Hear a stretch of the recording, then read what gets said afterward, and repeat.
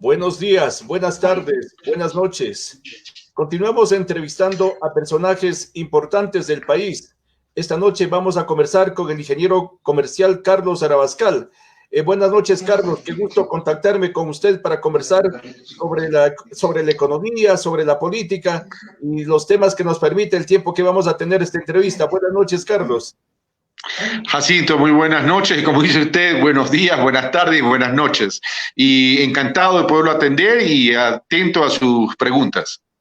La primera pregunta sería, usted está de precandidato a la presidencia de la República. Sería bueno que le diga así rápidamente a la gente quién es Carlos Arabascal. Bueno, Carlos Rabascal es un ingeniero comercial que hizo periodismo de opinión en temas de análisis económicos durante 15 años, guayaquileño, y he tomado la decisión de ser precandidato a la presidencia de la República porque luego de haberme retirado del periodismo por casi 3 años y en el ejercicio de los 15 años, comencé a ver cómo el país se va deteriorando. Y cuando veo que los indicadores económicos tienen rostro social y que está sufriendo las familias ecuatorianas, nuestros hermanos y hermanas ecuatorianas, que 6 de cada 10 ecuatorianos y ecuatorianas no tienen trabajo e ingresos seguros y estables, entonces pues no hay cómo permanecer inmovilizado y hay que comenzar a actuar. Por eso que tomé la decisión de ser precandidato dentro de una línea del progresismo y estoy planteando la unificación del progresismo. ¿No es cargar una cruz muy pesada postularse a la presidencia de la República, Carlos? Bueno, a ver, es que si todos los ecuatorianos pensáramos de que no nos metamos en un tema, en un reto histórico y un reto que además es de responsabilidad ciudadana y social, entonces el país se nos va a colapsar y vamos a entrar en un apocalipsis. El tema es que tenemos que asumir ese reto y por eso es el liderazgo que tenemos que asumir todos los ecuatorianos, y un líder tiene que movilizar y transformar, y yo estoy hablando que esto no es una tarea de uno, que es una tarea de todos, y que esa tarea de todos tiene que nacer desde la ciudadanía, por la ciudadanía y desde los territorios. Por eso yo también digo, yo lo que necesito es que nos juntemos y que existan líderes que sean capaces de movilizar y transformar al Ecuador. ¿Cómo le está recibiendo la gente en su visita a las provincias? Usted ya ha visitado Azuay, Manabí, ahora está en Pichincha. ¿Cómo le reciben a usted, Carlos, como precandidato? Me están recibiendo bien, me están recibiendo bien. Lo que sí quiero decirles, Jacinto, que en un inicio encontré mucha desesperanza, mucha angustia, porque el país está inmovilizado. El país está viviendo una especie de depresión socioeconómica y ante eso tenemos que reaccionar y cambiar. Tenemos que ponernos de pie y tenemos que poner al Ecuador de pie. Y lo interesante es que ya hay grupos y colectivos que se van sumando. Por ejemplo, el colectivo Surgente en Manabí, el Frente Amplio, Surgente en el Azuay, que agrupa 9 provincias, el Frente Amplio en Manabí, que agrupa casi todos los cantones de la provincia de Manabí. Ahora estamos en Pichincha, estaremos en Guayaquil el 6 de marzo, si no me equivoco, donde vamos a reunirnos con un grupo de 300 mujeres que quieren también activar en este reto que estamos planteando de la unificación del progresismo para poner al ser humano por encima de todo y poder resolver los problemas delicados de la patria. Trabajo, sobre todo trabajo. Recordemos algo, si nuestras familias no tienen trabajo, hombre o mujer, ecuatoriano o ecuatoriana, no tienen la posibilidad de salir adelante. Es por eso que ahí tenemos que comenzar a caminar. ¿Cómo generamos el trabajo que tanto se necesita en este país, Carlos? Muy buena pregunta, Jacinto. Es muy sencillo. Es decir, no podemos renunciar a la inversión pública. Jacinto, este gobierno se ha centrado simplemente en una macroeconomía y ha dicho tenemos que reducir y eliminar el déficit fiscal. El déficit fiscal no se lo maneja aritméticamente. Todos los países del continente americano tienen déficit. El déficit fiscal se lo neutraliza, se lo reduce y se lo elimine incrementando la economía interna, haciendo crecer la economía. En la medida que hagamos crecer la economía, ¿verdad? Vamos a tener más recursos para poderlo redistribuir. Le voy a poner un ejemplo sencillo. Si usted en este año vendió $3.000 y el próximo año vende $6.000, ¿qué sucede? Ha crecido su economía familiar, ¿verdad? Ha crecido del 100%. Ese excedente, ¿qué va a permitirle? Ese excedente le va a permitir, por un lado, ahorrar dinero y por otro lado, reinvertir en su modelo, en su emprendimiento, en su negocio, en su empresa. Igual pasa con el país. Si yo de 100.000 millones que tiene la economía lo hago crecer a 120.000, voy a poder recaudar más y lo voy a poder invertir en educación, en salud pública, en seguridad, etcétera. Entonces, allá es donde tenemos que apuntar. Para eso, si la inversión privada no se engancha desde el principio, vamos a tener que recurrir a una inversión pública, que ya fue importante en el Ecuador, y vamos a necesitar esa inversión pública. ¿De dónde lo vamos a sacar? Del financiamiento interno al principio hasta estabilizarlo y luego generar ese crecimiento económico y generar la confianza que necesitamos a nivel internacional. Hay que seguir con este acuerdo con el Fondo Monetario Internacional que tiene asustados a los ecuatorianos. No, mi querido Jacinto, no podemos seguir con el Fondo Monetario Internacional, lo cual no significa que no hay que pagarles. Vamos a honrar la deuda que hemos adquirido con el Fondo Monetario Internacional. Pero yo no puedo aceptar, en calidad de potencial candidato a la presidencia de la República, y si nos favorece el pueblo ecuatoriano como presidente de la República, yo no voy a aceptar un acuerdo que me están pidiendo que ponga de rodillas a nuestros hermanos y hermanas. Eso sería una tragedia, además sería renunciar a la dignidad de mi pueblo. ¿Usted no concuerda totalmente con esta propuesta de subir la gasolina? No, a ver, vamos poniendo las cosas en orden, Jacinto. Yo no hablo de incrementar el precio de la gasolina. Yo lo que hablo es de focalizar el subsidio en el precio del combustible, y le explico en qué consiste focalizar el subsidio. Supongamos que si el subsidio es 1.000, ¿verdad? Y el grueso del subsidio tenemos que dárselo al 60% de los que realmente, del universo que le cae el subsidio, el 60% son los que realmente necesitan y el 40% sí pueden pagar un precio sin subsidio. ¿A quién tengo que beneficiar, Jacinto? Tengo que beneficiar a aquellos que realmente lo necesitan, no a aquellos que no lo necesitan. El problema es que aquí se ha hablado mucho y se ha satanizado el tema. Ya lo hablamos en el gobierno de Rafael Correa, ese tema, ya se lo habló y ya se lo discutió. Le recuerdo, Francisco, es cuestión de revisar la historia, pero de una vez por todas, por lo menos pongámonos a analizar y trabajar en los mecanismos eficientes para que sean favorecidos las familias vulnerables y que no sean favorecidas las familias que son pudientes y que concentran riqueza. Usted, que es un hombre que maneja las finanzas, entonces sí cree factible llegar a una focalización del precio de los combustibles. En la medida que beneficiamos a las familias vulnerables de la patria, Jacinto.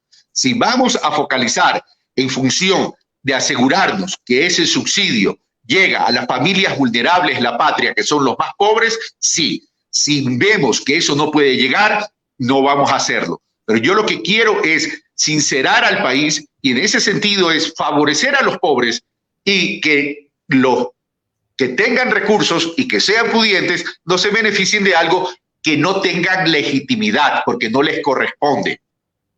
Carlos, tenemos un primer mensaje de Comandante Roya, quien dice: un saludo al señor Carlos Rabascal. ¿Por qué partido va a terciar? ¿Por quién va a ser candidato? ¿Y cuál es su ideología? Lo acabo de decir, cuando usted lo acabo de decir, progresista, dentro de la línea del progresismo, la unificación del progresismo, y en esa línea estamos hablando con los distintos grupos. El colectivo surgente de la SUAY se sumó, el Frente Amplio de Maraví se sumó, y estamos también conversando con la Revolución Ciudadana, porque no podemos negar que la Revolución Ciudadana es un actor importante del progresismo. Usted ha dado un salto al vacío, digamos. Le fue muy bien haciendo entrevistas, haciendo programas de radio. Ahora tiene que lanzarse a la tarima, Carlos.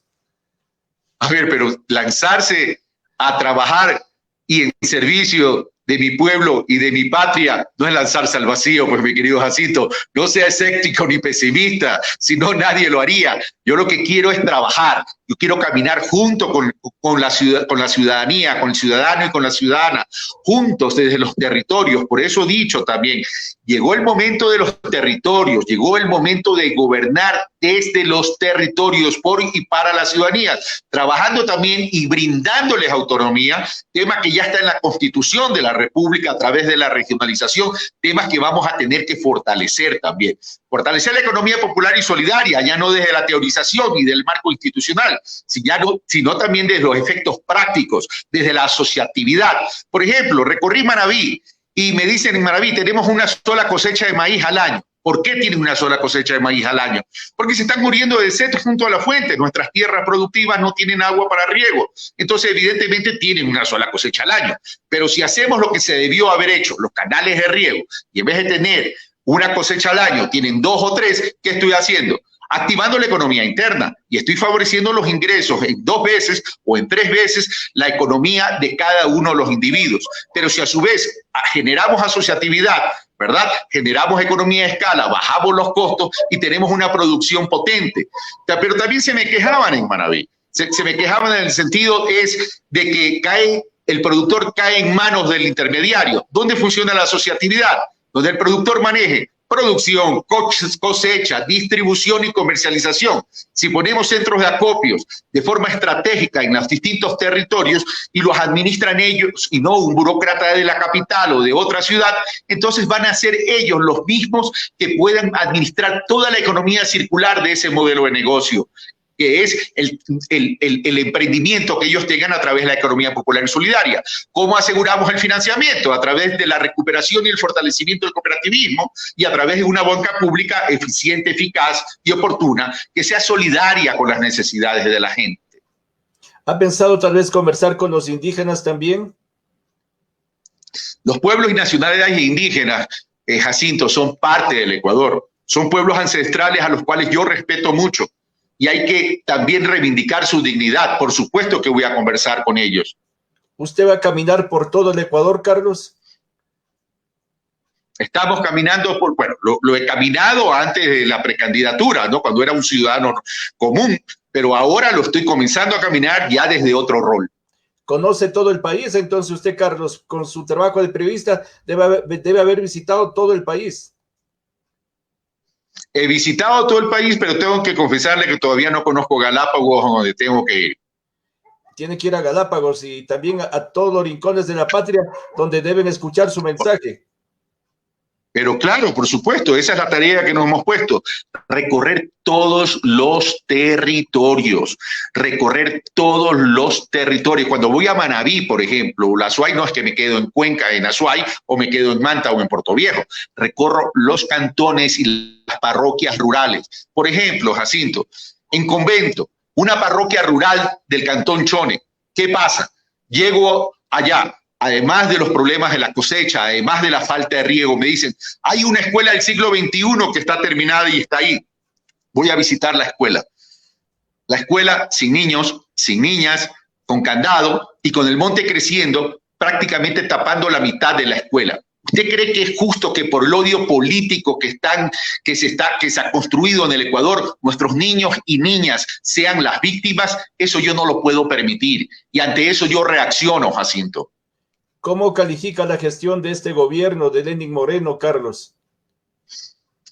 Que no estuvo a la altura de un reto histórico, que traicionó a un pueblo que eligió un modelo, que era el modelo del progresismo, con un programa económico donde ponía al ser humano por encima del capital y el capital tan solo tenía que convertir en una herramienta que había que construir sobre el construido, y migró y traicionó a ese pueblo migrando al neoliberalismo. Por tanto, y en consecuencia, lo califico como un gobierno que ha sido catastrófico para la vida de las ecuatorianas y de los ecuatorianos, fundamentalmente para los pobres del Ecuador. Recordemos que el incremento de la pobreza es importante, está creciendo en un ritmo del 7% anual, que la pobreza extrema en un 44% y que el sector rural está completamente olvidado.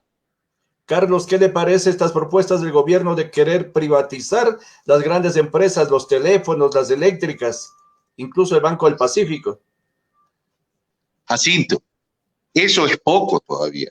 El anuncio que hoy día se nos ha hecho, que se pretende eliminar el Banco del Instituto Ecuatoriano de Seguridad Social, eso es un pecado, porque primero ese banco, el Instituto Ecuatoriano de Seguridad Social, es de los afiliados, y ese banco representó oportunidades importantes para los afiliados a acceder a tener una vivienda digna. ¿Pero por qué se lo quiere eliminar? Porque se lo quiere pasar a manos privadas. Y no es que todo lo privado sea malo, pero si está funcionando bien y la administración está respondiendo a las necesidades de los principales dueños, de los reales dueños, los afiliados, ¿por qué se lo quiere sacar?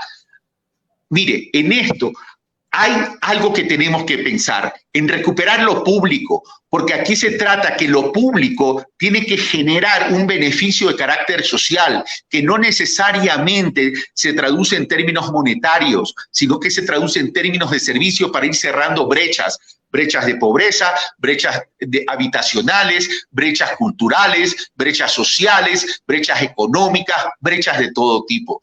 Esa es la importancia de lo público y hacia allá vamos a apuntar. ¿De niño pensó ser economista, Carlos? Perdón, que no le escuché, Jacinto. Sí, ¿de niño pensó ser economista? No le entiendo. ¿Quién pensó ser economista? No, digo, usted de niño quiso ser economista. Ah, de niño. Sí. De niño soñé ser ciudadano. Más el resto viene por añadidura, todo lo que uno estudia, etcétera, etcétera, te va formando académicamente. Pero si tú no tienes responsabilidad social, si tú no tienes visión y responsabilidad social y no tienes empoderamiento por tu país, nada te sirven los títulos académicos. Muchas gracias por el tiempo. ¿Cuál sería su mensaje final a los ciudadanos en esta entrevista, Carlos? Que tengamos fe, que el país tiene salida, que si bien estamos atravesando una crisis, el país tiene salida. Ya el país ha probado y probó durante los 10 años del gobierno anterior que se tomó un país en crisis con una economía de 47.000 millones y la dejó en 100.000 millones. Eso es cuestión de saber administrar y saber gestionar lo público en beneficio del pueblo ecuatoriano. Y yo lo que quiero invitar a los hombres y mujeres del Ecuador, especialmente también a los jóvenes, no se me queden inmovilizados los jóvenes, que ustedes son los llamados a recuperar un país de paz, un país con crecimiento económico, un país con justicia social, un país con dignidad y un país con inclusión social. Eso es lo que tenemos que trabajar. Yo invito a todos y a todas a que nos pongamos de pie. Es momento de la ciudadanía, momentos de los territorios y momentos que el Ecuador se ponga de pie. Esta noche hemos conversado con el ingeniero Carlos Rabascal, quien está de precandidato a la presidencia de la República. Carlos, muchas gracias por la entrevista, muchas gracias por su tiempo. Un fuerte abrazo, Jacinto, y espero que no sea ni la primera ni la última entrevista, y para poder conversar sobre los intereses sobre los temas que le interesa realmente a la gente, a la ciudadanía. No es cuestión de solo políticos. Yo quiero ciudadanos protagonistas, quiero ciudadanos participativos, porque esa es la democracia que necesitamos. Muchas gracias a Carlos Rabascal. Hemos conversado esta noche con el precandidato a la presidencia de la República, ingeniero Carlos Rabascal.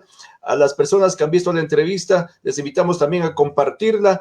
Buenos días, buenas tardes, buenas noches. Pronto volveremos con más entrevistas.